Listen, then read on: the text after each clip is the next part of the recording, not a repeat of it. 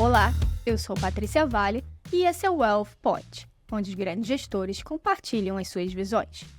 Em fevereiro de 2024, o governo federal alterou a regulamentação dos planos de previdência privados, para torná-los mais atrativos e estimular a poupança de longo prazo. As mudanças trazem uma oportunidade para as seguradoras inovarem e conquistarem mais mercado, já que apenas cerca de 7% da população tem um plano de previdência. Para entender os impactos dessa mudança no setor e as oportunidades para esses players, recebemos Estevão Skriplit, diretor da Bradesco Vida e Previdência. Estevão, bem-vindo ao Wealth Points. Obrigado, Patrícia. Obrigado pelo convite. Vamos fazer aqui uma discussão ampla, né? Tanta coisa mudando no setor e estou à disposição. Obrigada a você pela sua participação. Eu queria começar entendendo como que essas mudanças estão impactando, na sua visão, o setor e vocês na Bradesco Vida e Previdência. A gente podia começar falando pela adesão automática, né, nos planos instituídos. Já é possível ver algum impacto ou quando que você acha que a gente vai conseguir começar a ver algum? Ótima pergunta, Patrícia. Acho que o instrumento da adesão automática, ele já vem sendo discutido há bastante tempo junto à indústria e acho que agora a gente tem uma normatização que realmente regulamenta o uso desse instrumento. Então, a questão mais importante, isso vale para seguros, vale para o varejo, é a hora que a gente já tem embutido uma adesão inicial e o cliente precisa escolher por tirar essa adesão, a tendência é que a taxa de recebimento e de adesão aos novos planos ela aumente muito. Isso acontece no mundo inteiro, que tem esse instrumento já vigente em vários países, acontece em vários setores que a gente acompanha na economia em geral. E eu acho que o instrumento agora está normatizado e agora é uma questão mais de implementação e de tempo de maturação dessa implementação. Então, como é que isso funciona? Os novos planos corporativos instituídos, em que a gente tem lá a empresa contribuindo e o empregado também contribuindo, eles já nascem nessa nova metodologia, então com esse novo instrumento em voga. Então, conforme a gente for captando novos planos corporativos, isso já vai ser uma prática natural. Isso acontece com o tempo, a gente não tem tantos planos corporativos acontecendo todo mês, então acho que é uma agenda de alguns anos, mas certamente vai ser um instrumento poderoso para aumentar a adesão, principalmente nas empresas que a gente chama de empresas mais maduras, que têm um RH comprometido com ter uma adesão grande do seu corpo de funcionários. Então a gente vê como um instrumento muito poderoso, de médio e longo prazo, operacionalmente é relativamente simples de implementar, e aí tem uma discussão um pouco dos planos que já estão consolidados conosco, como é que a gente faz uma reavaliação desse plano ao longo do tempo, também o uso desse instrumento. Então, acho que é passo a passo, conforme a gente for renegociando os planos já existentes, ou então os planos novos, a gente ir implementando esse instrumento poderoso e aumentando a adesão dos funcionários, que é bom para todo mundo, é bom para o funcionário, é bom para a Seguridade Social. Então, acho que desonera lá na frente também o setor público. Então, acho que é uma medida super poderosa que, ao longo do tempo, vai produzir grandes efeitos para a gente. Bem interessante. E outra mudança foi como usufruir os benefícios, né? Você antes, já na contratação, tinha que decidir como que seria lá na frente usufruir do que você acumulou. Agora, se pode fazer ao término, isso quando realmente eu me aposentar. Que isso muda para o cliente, né, o contratante desse plano, e para vocês nas seguradoras? Isso. Mais uma vez, né, acho que é uma lei que, em complemento às normatizações que a gente discutiu na primeira pergunta, é uma outra lei que foi aprovada no ano passado e que também é pró-cliente. Então, acho que o espírito da lei é um espírito de deixar o cliente definir qual é o melhor regime tributário, se é progressivo ou regressivo, na época ou do resgate ou da contratação do benefício, de uma renda, e não quando da contratação. Qual a diferença disso, Patrícia? A diferença é que a gente tem muito mais visibilidade do que é bom para a gente na hora de fazer ou o resgate ou a requisição do benefício. Uma coisa é o Estevão tomar essa decisão já sabendo qual vai ser a alíquota dele no regime progressivo ou regressivo. Outra coisa é o Estevão fazer a contratação lá com 20, 25 anos de idade e lá já determinar que ele acha que o ideal seria o regime regressivo ou progressivo quando da contratação. Então, isso vai fazer com que todo cliente tenha o melhor regime tributário possível na hora de usufruir desse benefício. que é a discussão de agora em diante? A primeira discussão é em relação aos planos que já foram contratados, sob os regimes progressivo ou regressivo, e aqui a gente tem uma diferença. A lei ela é muito clara em relação a quem contratou o regime regressivo lá atrás. Então, se você for fazer um resgate hoje em dia e você contratou o regressivo lá atrás, mas o progressivo é mais favorável a você, a lei é muito clara que você pode fazer uma repactuação. O contrário, ainda existe uma consulta à Receita Federal e mesmo aos órgãos reguladores, se existe a possibilidade de uma repactuação para quem contratou o progressivo e, eventualmente, na época do benefício, o regressivo seja mais favorável. Então, dito isso, eu acho que a gente vai solucionar e dirimir todas as dúvidas ao longo dos próximos meses.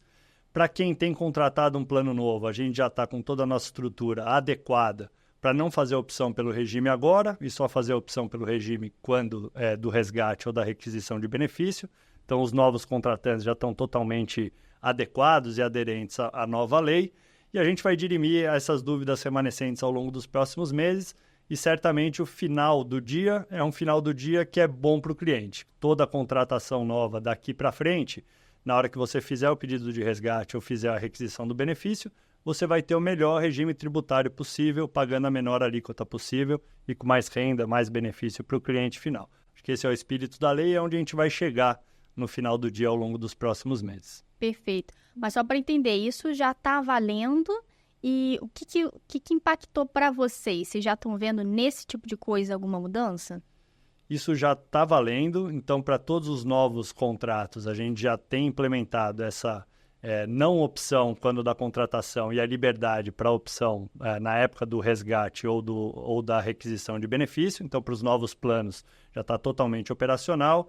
Como eu coloquei para os planos contratados anteriormente, a gente ainda tem algum ajuste de conta a depender do que é a interpretação, mas a gente já está operacionalmente preparado para, independente qual for a interpretação da Receita Federal e do regulador, a gente atender mesmo os resgates ocorridos ao longo dos últimos meses e fazer alguma adequação em conta de contas no imposto de renda do ano que vem, eventualmente. Então, já estamos plenamente nos adaptando à lei e prontos para atender, independente qual seja a interpretação final da Receita e do regulador. Tá ótimo. E outra mudança nessa questão dos benefícios é que também vai se escolher, no momento do benefício, né, os juros recorrentes. Eles também eram antes repactuados e agora vai ser depois, é isso, Estevão? O que isso impacta aí para o mercado e como é que vocês estão se preparando para isso? Veio uma grande transformação na nova normatização, que é a 463 e 464, as resoluções da SUSEP, e depois com alguns detalhamentos que vieram a seguir, que vão transformar o mercado de rendas. O mercado de rendas é a fase de desacumulação, né, para ficar simples para quem está nos ouvindo. Então, coloco lá num contrato que aos 60 ou aos 65 anos vou ter uma data de decisão para minha aposentadoria, vou decidir o que eu quero fazer da vida. A regulação anterior, ela me obrigava a tomar uma decisão. Eu fazia ou um resgate total, ou fazia uma conversão em renda e escolhia o tipo de renda, uma renda vitalícia ou uma renda por prazo certo. Essa era a normatização anterior. O que acontece com as novas resoluções da SUSEP? Você tem a possibilidade de, ao invés de fazer uma única escolha com 60, 65 anos, com um monte de incerteza em relação a quanto você vai viver a mais, qual que é a sua expectativa de vida, agora abre-se a possibilidade de você fazer vários ciclos de renda, então fazer várias conversões aos 60, aos 65, aos 70, aos 75 anos de idade e assim sucessivamente. Você converte uma parte das suas reservas e o resto da reserva continua sendo rentabilizado num plano que você quiser, inclusive você podendo fazer aportes adicionais nesse próprio plano, coisa que não podia anteriormente.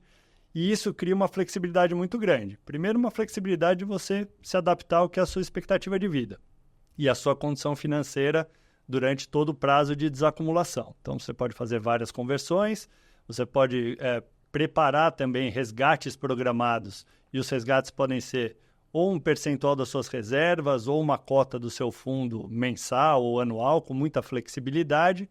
E, além disso, se em algum momento você achar que suas reservas estão insuficientes, com 70, 75 anos de idade, porque você acha que vai viver muito mais do que você imaginava, você pode também fazer um aporte suplementar e fazer uma complementação. E para o beneficiário final, a hora que você faz várias conversões mais curtas, esse risco para a seguradora é muito menor.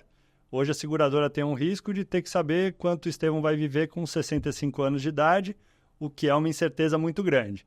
E esse risco se transforma numa precificação e numa renda menor que a gente pode oferecer para o cliente. Na medida em que você tem várias conversões de 5 anos, seu risco fica muito menor em cada conversão, então você sabe o que vai acontecer com muito mais certeza em 5 anos do que em 30 anos, e, portanto, a seguradora, mitigando o seu risco, pode oferecer um preço melhor e uma renda melhor para o consumidor final em cada conversão, fazendo com que a Patrícia ou o Estevão tenham uma renda disponível muito maior no ciclo de desacumulação. Então, eu acho que a gente ainda não tem a dimensão do quão transformador são essas mudanças das novas resoluções, mas eu tenho certeza absoluta que em 5, 10 anos a gente vai ter um mercado de renda totalmente diferente, muito maior, muito mais competitivo do que a gente tem hoje em dia, e para o consumidor final isso vai ser excepcional.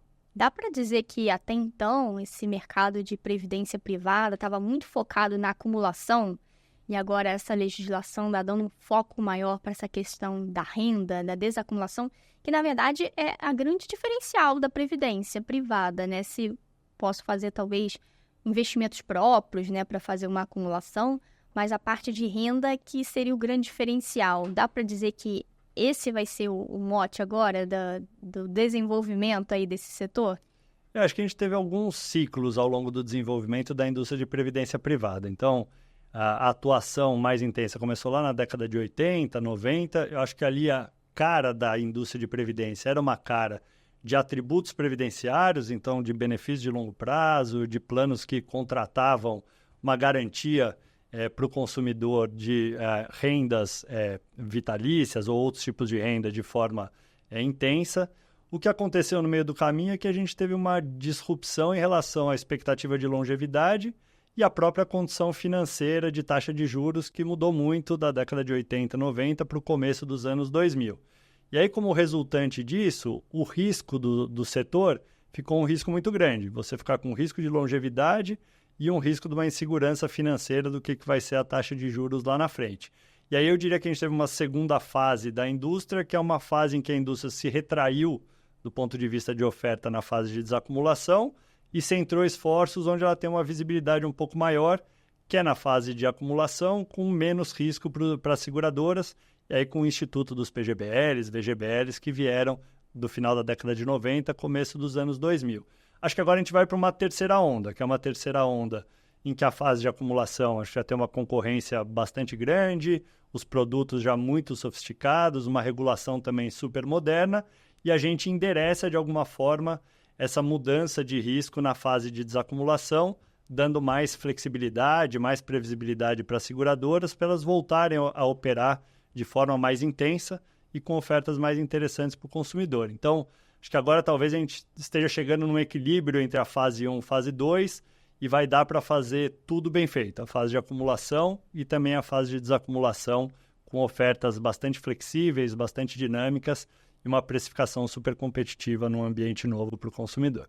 E vocês da Bradesco Vida e Previdência já estavam focando mais nessa parte de desacumulação, né, Estevão? Estavam com uma plataforma já específica para isso, até porque vocês são aí um dos maiores pagadores já de benefícios nessa indústria, que apesar de ter vários competidores novos, como você falou, nessa parte de desacumulação vocês estão ainda liderando.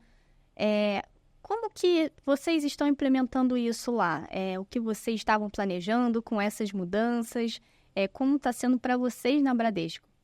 Tá bom. Então, assim, a primeira coisa, a gente sempre teve o DNA de fazer a previdência, de ter apetite por fazer a previdência do começo ao fim do ciclo de vida. Então, independente dos riscos terem mudado no meio do caminho, a gente nunca saiu do mercado de desacumulação, sempre deu as melhores soluções possíveis dentro do que havia de regulamentação, e acho que não à toa a gente é o maior pagador de benefício privado do Brasil. A gente paga mais de 20 mil benefícios todos os meses. Planejamos mais de 1,5 bilhão de pagamento nesse ano, só de benefícios em renda e outros tipos de cobertura. E a gente, pela estrutura que a gente já tinha, por esse DNA e pela condição secular, a tendência de longevidade, de aumento da população nessa fase de desacumulação ao longo das próximas décadas que a gente imagina, a gente tinha certeza absoluta que em algum momento esse mercado ia ter um estalo, ia se atentar para isso e que aquele mercado que era só uma promessa, a gente teria que achar soluções de renda e de oferta para esse público. Então, desde o ano passado, a gente criou uma estrutura própria com cerca de 10 pessoas que só fala de renda, então só atende as pessoas nessa fase de discussão do seu benefício, da sua fase de desacumulação. Então, uma área especializada, 10 pessoas dedicadas a isso. E no meio do caminho, a gente sabia que havia muita discussão, essas resoluções elas não saem do dia para a noite, então isso já vem sendo discutido há muitos anos, 4, 5 anos, de forma mais intensa. Então a gente sabia que em algum momento também as resoluções sairiam e a gente teria uma modernização do arcabouço regulatório para essa fase de desacumulação. Então o dia que a gente estava pronto para começar a discutir o tema de forma mais intensa, e a nova resolução ela só intensifica, acelera o processo, e acho que daqui para frente é a gente redesenhar o que a gente tem de oferta de produto, o que a gente tem de sistema para ter essa flexibilidade que a resolução nos propõe, e eu acho que em 6 meses, 1 ano, a gente já vai ter uma estrutura muito mais pronta para, a partir dessa resolução, ter ofertas realmente bem diferenciadas do que a gente tinha há 1 ano e meio atrás. Acho que essa é um pouco a nossa agenda do futuro aí para os próximos meses e anos. Vocês estão investindo agora, então, para todas essas mudanças. Isso. Então, a partir da resolução, a gente faz um grupo de guerra, um grupo de trabalho dedicado, entende quais são as implicações das novas resoluções, as oportunidades que aparecem, e a partir daí a gente nos organiza para todo o desenvolvimento de sistema, de produto, de equipe, de como atendê-los, de jornadas para os clientes, para que a gente tenha um pacote completo de atendimento aos clientes com começo, meio e fim, de forma fluida, enfim, com uma boa experiência também para o cliente final. Perfeito. E teve uma outra mudança que teve foi a responsabilidade das seguradoras assegurarem suitability desses produtos para os clientes. Isso em fundos a gente sabe bastante, né? Os privates, assessorias, os family office, enfim, tem que ver o suitability ali do que está sendo recomendado. Não sei exatamente como que era na seguradora, o que mudou agora, qual que é o impacto disso? Tá. Para nós, especificamente, acho que a gente tem uma característica muito própria, que é uma seguradora que está dentro de um grupo bancário, que tem toda a área de investimentos e de asset já bastante desenvolvida, e por conta disso, a gente tem a facilitação de ter todas as aplicações dos critérios de perfil de clientes, perfil de investidores, já muito madura dentro do banco. A gente tem uma interface muito grande do que são os clientes da seguradora e o que são os clientes do banco, e, portanto, a gente tem aqui uma boa mensuração do que é o perfil dos nossos clientes, isso já há alguns anos, e o que a gente faz recorrentemente é a gente passar um raio-x, digamos assim, semestral do que é o portfólio de cada cliente, qual que é o perfil de investidor desse cliente, e a gente vê se realmente a gente está adequado, se está enquadrado com o perfil que está sendo ofertado para o cliente, e se não tiver, a gente fazer uma adequação, seja via corretor de seguros, seja via especialistas de investimento do próprio banco, para fazer uma adequação de portfólio e reenquadrar esse cliente. Então, eu diria que para a gente já era uma prática em curso, então não vai ter uma grande transformação. Talvez para outros players que não tenham esse depara, né, de uma avaliação de perfil já para um sistema bancário desenvolvido, ou para uma asset que seja associada à seguradora, talvez tenha um trabalho a ser feito por alguns outros concorrentes, mas não vejo um grande trauma. Acho que é alguma coisa já bastante consolidada, como você faz um perfil do cliente, que tipo de pergunta, que tipo de questionário. Então, acho que a indústria se adequa relativamente rápido a esse processo e, mais uma vez, para o cliente, né? Você tem uma adequação de uma venda bem feita, uma venda consultiva, aquilo que faz sentido para o cliente naquele ciclo de vida, naquele momento de vida dele, da família dele, das necessidades dele. Nessa questão é que não fica só na venda, né, no produto, tem que acompanhar esse acumulador ao longo do tempo, porque no início da acumulação talvez ele tenha um suitability e ao final ele tenha outro, né? E às vezes é preciso trocar o plano, é isso? Sem dúvida. Assim, o cliente, o Estevão de hoje é um Estevão diferente do que será daqui 5 ou daqui 10 anos. Então, a gente tem que fazer essa reavaliação de perfil de cliente de tempos em tempos. A gente tem como prática fazer a cada 2 anos essa reavaliação, A pessoa volta a responder o mesmo questionário para a gente ver se ela continua aderente ao perfil que ela tinha respondido ou se alguma coisa mudou no meio do caminho, seja porque o ciclo de vida dela avançou, seja porque a condição de renda pode ter se alterado, está no emprego melhor, ou perdeu o emprego, ou a família mudou de perfil. Então, acho que tem várias variáveis aqui que influenciam no meio do processo. E como você bem colocou, acho que cada vez mais, quando a gente fala de previdência, de seguro de vida e mesmo de investimentos e planejamento de riqueza e sucessório, a gente tem uma questão consultiva. Não é apenas você fazer a primeira venda, você querer que o cara faça aportes adicionais nos investimentos dele, mas é uma abordagem cada vez mais próxima, mais consultiva, porque a indústria pede isso e o consumidor pede isso. E as pessoas estão cada vez mais bem informadas sobre os temas, e esse é o nosso esforço cotidiano, né? Como é que a gente nos estrutura para ter essa abordagem consultiva próxima, recorrente e uma conversa com o cliente bem conhecida e bem individualizada. Acho que esse é o nosso grande goal de médio prazo.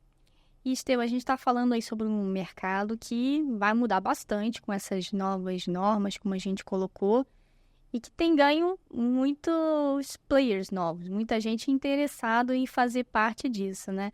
A Previdência tá ganhando destaque aí, com últimas também mudanças em fundos exclusivos, né? Muita gente querendo participar de alguma forma desse mercado. Vocês que já estão aí há muito tempo, como vocês estão se posicionando frente a essa nova competitividade, né? Essas novas demandas aí do mercado, para continuarem sendo aí um dos principais desse setor? Tá bom. Primeira coisa, acho que o importante dizer é que a previdência privada ela tem tendências seculares que vão... É inevitável empurrar para um mercado que cresce. Então, a gente tem a longevidade que está aí, já é um fenômeno que tem acontecido ao longo das últimas décadas. E a ciência só se faz desenvolver, então, com certeza, a gente vai viver daqui para mais e não daqui para menos. A gente tem cada vez mais um ambiente de incerteza em relação a determinadas variáveis, então tecnologia mudando radicalmente, rapidamente, e isso impactando o mercado de trabalho, que gera uma insegurança também para a gente. Quanto mais insegurança sobre o nosso ciclo laboral, o que vai ser a nossa renda, também maior a necessidade da gente se precaver, se proteger, ter uma poupança precaucional. E isso certamente vai ser feito não na poupança pública, e sim na poupança privada. E o instrumento da previdência privada certamente é um dos instrumentos mais poderosos para isso. E acho que um terceiro item que todo mundo já conhece são as restrições dos governos, as restrições fiscais. Então, no Brasil, acho que não é novidade para ninguém, uma dívida pública crescente, um sistema previdenciário que a gente faz uma reforma a cada 5 anos, porque a coisa vai acontecendo, a longevidade aumenta, você tem menor taxa de natalidade, menos gente contribuindo, um mercado de trabalho cada vez menos formal também, então com contribuições para a previdência pública também desafiadas. E a solução para complementar isso é a previdência privada ou outros instrumentos de poupança. Então, as tendências de médio e longo prazo, elas vão todas na direção de que a previdência privada é necessária e é parte da solução. Acho que esse é o primeiro ponto. O segundo ponto importante para a gente mencionar é que os próprios governos se deram conta disso, e acho que toda essa agenda que a gente tem discutido de mudanças regulatórias já vem sendo discutida mirando essa realidade social e demográfica, e acho que agora chegou um pouco no tempo de maturação. Essas resoluções estão sendo publicadas hoje, mas foram discutidas nos últimos 5, 10 anos, e acho que a gente começa a materializar o que é o arcabouço que vai impulsionar essa indústria para lidar com esses desafios. Dito tudo isso, é óbvio que os players percebem isso e veem que precisam estar posicionados na previdência privada, porque faz parte do futuro dos negócios, e a previdência privada, a gente vê lá dentro do Bradesco, que é o produto que a gente chama de um produto de fidelização altamente produtivo. Então, o cliente que tem previdência privada conosco é um cliente que fica conosco por 12, 13 anos, na média. Então, é raro você ter um produto financeiro, de crédito ou de seguros que você tem esse grau de fidelização. Quem tem previdência privada normalmente tem mais produtos de seguros e financeiros associados do que quem não tem previdência privada. Então, isso gera múltiplas oportunidades para quem opera esse sistema, esse ecossistema no entorno da previdência privada. E para finalizar, acho que a questão importante é como a gente pode rentabilizar essa carteira, esse relacionamento com o cliente de forma mais longeva. Então, acho que tudo isso empurrou para todo mundo querer fazer previdência, no final das contas. E a gente vê esse crescimento da concorrência de forma muito saudável. É claro que a concorrência nos desafiou muito há 4, 5 anos atrás. A gente teve uma mudança radical de taxa de juros, de sofisticação de portfólio, das próprias regulamentações que permitiram portabilidades mais facilitadas, que também induzem a uma concorrência maior. Então, isso, num primeiro momento, foi uma dor para nós, mas isso certamente nos tornou uma empresa muito melhor depois de 2, 3 anos do que a gente era no passado. Uma empresa muito mais moderna, com portfólio ajustado, com jornadas digitais mais simplificadas, com serviços para os clientes cada vez melhores, e também uma empresa com time to market, com uma capacidade de reação às novidades muito maior do que a gente tinha no passado. Então, foi uma dor. Durante um tempo, a gente teve captação líquida negativa na Bradesco de alguns bilhões de reais por 4, 5 anos sucessivos. Em 2022, a gente voltou ao equilíbrio das nossas contas. 2023 foi um ano excepcional para nós, uma captação líquida de mais de 7 bilhões de reais. E esse ano, em 2024, a gente começa também com o pé no acelerador, com uma captação muito boa. Então, a concorrência nos desafiou. Em algum momento foi uma dor para a Bradesco Vida e Previdência, mas foi ela que nos induziu a ser uma empresa muito melhor hoje do que há alguns anos e nos tornar pronta para enfrentá-la daqui para frente. E a gente vê como algo muito saudável, principalmente para o mercado em geral e para os consumidores finais. Acho que a concorrência ela é sempre produtora de melhores serviços, de melhores preços, de melhores produtos. Acho que o consumidor final é o ganhador final dessa mudança que ocorreu nos últimos anos, e a gente quer ser protagonista sempre. Então, a gente está pronto para enfrentar a concorrência e continuar sendo um dos vencedores no processo, assim como viemos até aqui. Estevam, acho que vale você abordar um pouco, dentro dessas mudanças todas que vocês passaram, né, que você colocou, sobre os produtos, né, e a plataforma mais aberta. Antes tinha uma ideia de que na Bradesco só queria se vender fundos do Bradesco, fundos poucos competitivos, e a indústria atacou bastante isso em vocês, né? Dizendo que era uma coisa muito fechada e sem muitas opções, e isso foi uma dos game changers que vocês mudaram para dar essa virada de mesa aí que você contou e para a captação líquida?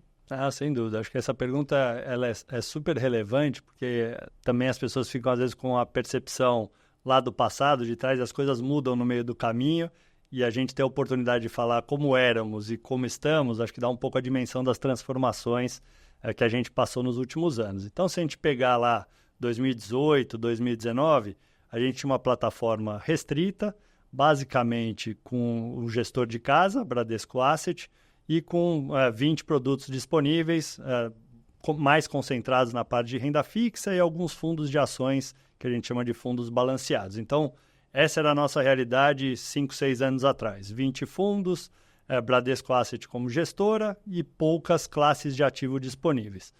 Então, corta a cena, a gente vem para 5 anos depois. Como é que é a nossa grade hoje? Nossa grade hoje a gente costuma chamar de uma grade aberta, mais seletiva.